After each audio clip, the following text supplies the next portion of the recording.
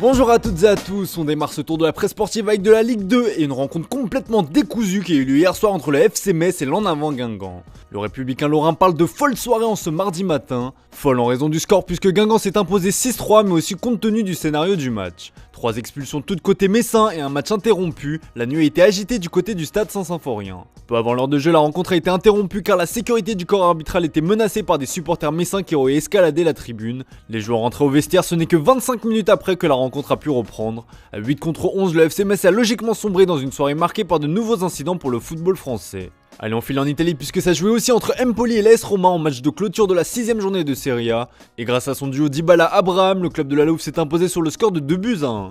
La victoire suffit, se contente Il Romanista dans son édition du jour, avec une illustration du duo désormais devenu incontournable à Rome. La Gazzetta dello Sport met en avant l'Argentin et titre la Gioia Roma en référence au surnom du joueur. Grâce à cette victoire, les hommes de José Mourinho sont 5ème du championnat et restent au contact du leader napolitain.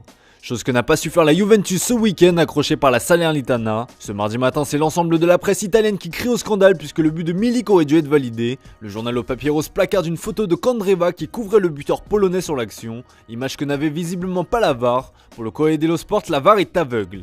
Tuttosport parle de honte avec le nom du coupable dans le texte. Une nouvelle affaire qui fait donc jaser en Italie. En Angleterre, on doit probablement se dire qu'au moins chez les voisins, il y a de quoi écrire sur le ballon rond. Vous n'êtes pas sans savoir que le football est devenu le cadet des soucis outre-Manche depuis le décès de la reine Elisabeth II. Le week-end dernier, tous les matchs ont été reportés en respect à la reine. Si le football va reprendre ses droits ce week-end, certains matchs n'auront pas lieu. Off, lâche le Daily Mirror sur sa une.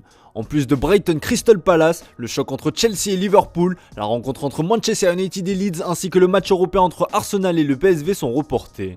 La Première Ligue a précisé qu'après de nombreuses consultations avec les clubs, la police, les groupes consultatifs locaux de sécurité et d'autres autorités compétentes, il n'y avait pas d'autre choix que de reporter ces rencontres. En effet, les forces policières seront mobilisées tout le week-end pour les funérailles de la reine Elisabeth II. Le Daily Star relaye de son côté la colère des supporters anglais qui ne comprennent pas ces nouveaux reports. De son côté, Jürgen Klopp a préféré appeler au calme, comme le souligne le Daily Express. Alors que Liverpool va accueillir l'Ajax en Ligue des Champions, le coach des Reds espère que les fans feront preuve de tolérance et respecteront la minute de silence qui est prévue. On continue ce tour d'Europe avec la nouvelle semaine de Ligue des Champions qui nous attend et les regards seront tournés vers Munich ce soir avec un énorme choc entre le Bayern Munich et le FC Barcelone. Dans ce groupe C de la mort, chaque rencontre semble décisive pour la suite de la compétition. Et pour le journal Sport, l'histoire est en mutation. En effet, un grand défi attend les hommes de Xavi puisque jamais dans l'histoire les Blaugrana ne se sont imposés en Bavière. Et maintenant oui, c'est l'heure de réparer l'anomalie comme l'explique le Mundo Deportivo. Puisque les coulés comptent désormais dans leur rang une machine à but du nom de Robert Lewandowski. Cette rencontre aura forcément une saveur particulière pour le Polonais qui retrouve son ancien club. Le Barça compte grandement sur son buteur pour mettre fin à la malédiction.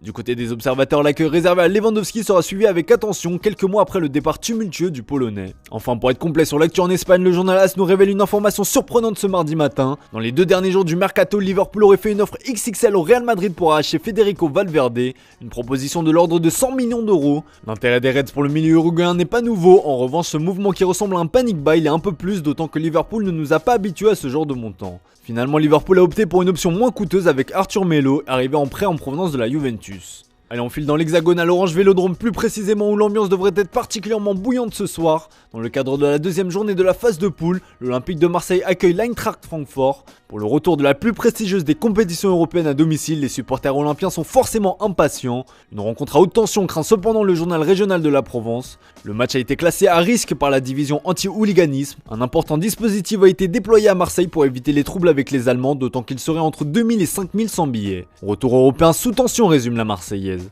Vous l'aurez compris, c'est une rencontre très attendue dans la cité phocéenne. Ce sera les grands débuts d'Alexis Sanchez en Ligue des Champions sous le maillot marseillais, mais aussi l'occasion pour l'OM de mettre fin à sa terrible série de 15 défaites en 16 matchs. Une rencontre à enjeu qui, on l'espère, ne sera pas le théâtre de débordements. Allez, on termine ce tour de la presse sportive avec le PSG qui jouera demain son 2e match de phase de poule face au Maccabi Haïfa. Le club parisien fait quand même les gros titres de la presse, enfin un homme plus tôt, vous l'aurez reconnu, c'est Kylian Mbappé. Le journal de l'équipe lâche une bombe en ce mardi matin puisque le feuilleton Mbappé pourrait repartir de plus belle et plus tôt que prévu. Si en mai dernier le PSG a fièrement annoncé la prolongation du français jusqu'en 2025, la réalité serait tout autre. Le quotidien français explique que les détails de son contrat ne sont pas tout à fait exacts, puisqu'en réalité il a prolongé de 2 ans, plus 1 année en option. Option qui ne sera activée que si l'intéressé le souhaite. L'équipe explique que c'est un moyen pour le joueur de 23 ans de s'assurer de la compétitivité du club. Un nouveau feuilleton Mbappé nous attend donc l'été prochain. Et ce chantier ne sera pas le seul qui préoccupera le club de la capitale puisque dans ses pages intérieures, l'équipe rapporte que les dirigeants parisiens travaillent sur la prolongation de 5 cadres.